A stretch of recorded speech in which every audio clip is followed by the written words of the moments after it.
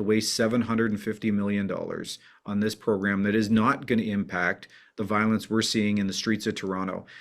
It's a waste of money. Again, send us a small amount. We can actually make a difference. Send us a fraction of this, and we can make a real difference and return on investment for the taxpayers. Going ahead with this is going to have no impact and just be a waste of resources. Ladies and gentlemen, we have a special guest on the show today. We've got Clayton Campbell, who is the president of the Toronto Police Association. Mr. Campbell, thanks for coming on the show today. Yeah, thank you so much for taking the time and having me. Well, with the government announcing its intentions to go forward with the gun ban and so-called buyback, I call it a confiscation scheme, but I thought it was very important to have you on the show, and I thought it was very important for our people to hear from you and your organization, who represent the men and women in blue, whose task it is to keep us safe, right? So let's just start with the most important question. Do you think the gun ban and so-called buyback will actually make Canada more safe?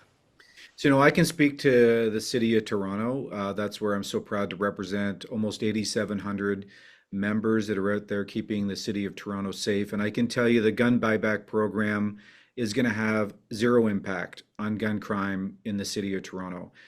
We deal with a lot of shootings, unfortunately. We seized about 700 illegal guns last year, almost 90% sourced from the US. And I can't think of one occasion where a legal gun has been used in a crime. They're all unlawful guns in the possession of thugs and gangsters that aren't allowed to have them in the first place or even prohibited to have them from a previous conviction. So I don't see any impact on gun crime in the city of Toronto with this gun ban. Well, that's good for our people to know, right? Because this is what the ministers and a lot of these politicians in Ottawa are saying, that this is public safety. So it's great to hear your comments on that. And that's something that we've been echoing as well. And specifically, we come at this from the taxpayer point of view, right? We've heard estimates on the cost of this ranging from the hundreds of millions of dollars to the well into the billions of taxpayer dollars for this. So, what would you think would be a better use of resources to actually help make Canada more safe? Yeah, I can tell you every year, and we have to lobby the city of Toronto to make sure there's enough public funding to make sure safety for the citizens of Toronto. And I can tell you $750 million, that's a number I've heard. Even if a small fraction of that was sent to the city of Toronto, we could do so much with public safety. I'm sure if you spoke to our mayor, she would have ideas around public safety, or chief of police, where we could actually impact crime in this city. We could also impact preventing crime in this city, because that's just as important. We could hire, as an example, our budget for the Toronto Police is about $1.5 billion a year. This is half of the budget. You could hire 4,000 more police officers. And I'm certainly not saying police are the answer to everything, but if that, even a portion of that money was sent to the city of Toronto, we could have a huge impact on public safety in our great city. Yeah, I mean, hiring more police officers rather than going after law-abiding Canadians certainly sounds to me like a better way to go about this. And to that point, let's just take a step back and let's stress a point here, right? Because I think after someone hears about this, the first thought in their head is like, well, look, criminals are not going to be handing over illegal guns to their police officers, right? This is really just targeting law-abiding Canadian citizens. Yeah, and I mean, the reality of it is, I don't even know how it would work.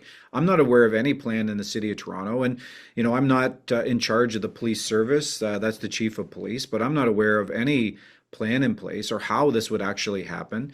And it's really just a waste of resources, And I say to anybody listening to this, any of the politicians, send a little bit of that money to the city of Toronto, and we can make a real difference in people's lives.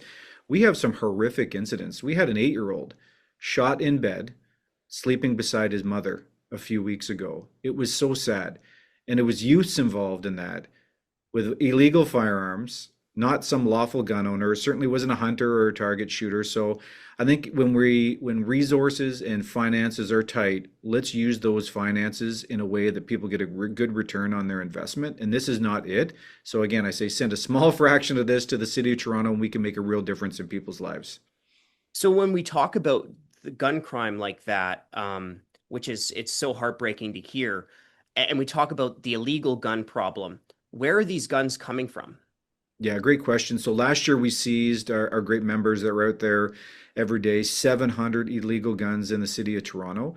About 90% are sourced from the US, so they're illegally smuggled across the border. And the other 10%, they may just not be able to be sourced, if a serial number scratched off or something like that. But almost all of them, and again, I can't think of one right now that was a lawful gun or in the possession of a lawful gun owner. They're all illegal guns in the hands of thugs, criminals, gang members, causing the havoc we're seeing in the streets of Toronto. So, again, another option would be take some of that $750 million, put it down to the border, and try and stop some of these illegal guns from coming across and ending up in the streets of Toronto and ultimately in the deaths of our citizens. You know, all taxpayers' money, it's scarce, right? There's only so many amount of dollars that can go around, and that's the same with police resources, right? Sure. There are scarce police resources, and that's why it's so important for the money to be spent effectively and efficiently. Mhm. Can you just outline like how much of a hassle this would be for police resources to go after law-abiding Canadian citizens?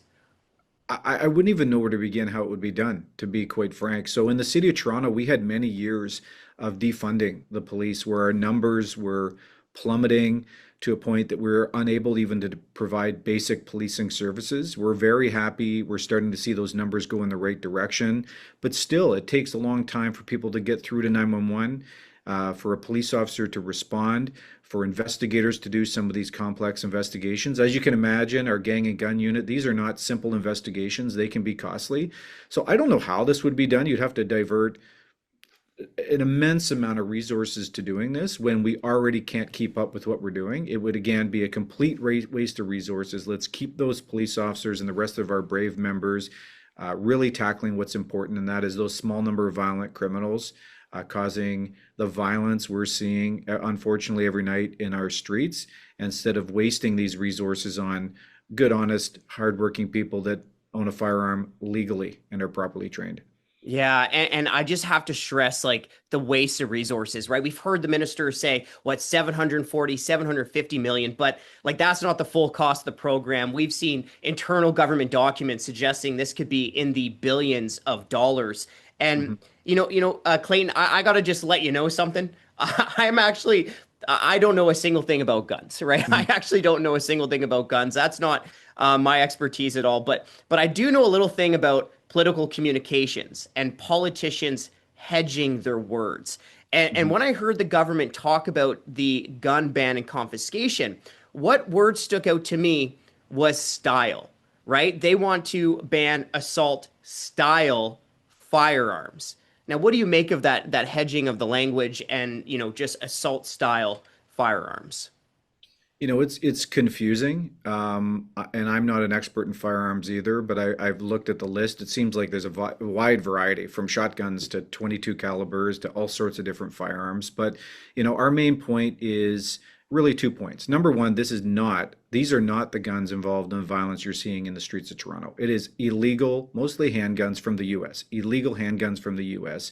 And number two, when budgets are so tight, I can tell you every year we have to really advocate hard to get proper funding for the police to waste $750 million on this program that is not going to impact the violence we're seeing in the streets of Toronto. It's a waste of money. Again, send us a small amount. We can actually make a difference. Send us a fraction of this, and we can make a real difference and return on investment for the taxpayers. And going ahead with this is going to have no impact and just be a waste of resources. I just got two more questions for you. I know you're a busy man and we'll let you go on your way and do your important work. But the first question I really want to ask again is, I've been hearing a lot of both the prime minister and ministers saying that it's not really a confiscation because it's voluntary, right? That's the words that they're using. What are your thoughts on this policy being sold as voluntary? I'll speak on behalf of our members. We're going to need clear direction because, if it's a prohibited weapon, that's illegal. It'd be no different Mhm. than having any other prohibited weapon, like a machine gun or a grenade or all these other things that are prohibited. So I honestly don't know.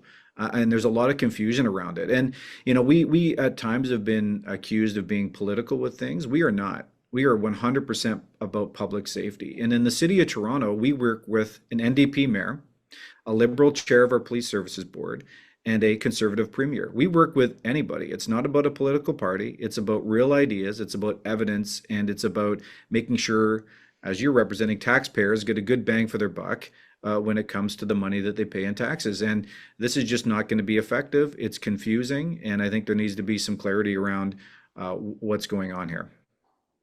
Yeah, well said. Well said. Hey, last question for you. On a personal note, why did you decide to become a police officer? Yeah, it's a great question. My dad was a police officer for 39 years. He actually started in the city of Toronto and he retired as a staff sergeant in North Bay. I grew up in a small town called Powassan, and if anybody knows Powassan, there's about 1,000 people, so it might be rare that anybody knows it. So followed in my dad's footsteps, and also very proud. Both my brothers are police officers with the Durham Regional Police Service, and my wife is a detective with the Toronto Police Service. So it's in our blood.